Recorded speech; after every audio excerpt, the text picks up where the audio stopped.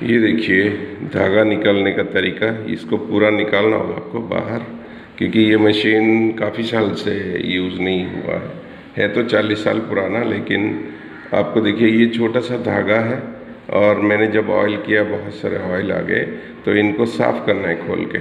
मैं अभी दिखाता हूँ। इसको खोलना है और इनको उठाना है, फिर धागे निकाल के ये सब अंदर बाहर साफ़ करना होगा। ऑयल सिर्फ इस एरिया में करना है, ये जो साइड में, बाहर नहीं करना है। स्क्रू निकाल दिया तो अभी ये निकल जाएगा बाहर। ये देखिए ये टाइट कर रहा था, अब इसको भी निकाल सकते हो आप। काफ़ी साल से ये निकला नहीं हुआ है। मैंने अभी ज़्यादा ऑयल भी किया हूँ, क्योंकि ये काफ़ी साल से यूज़ भी नहीं हो रहा है। चलिए ऐसे साफ़ करके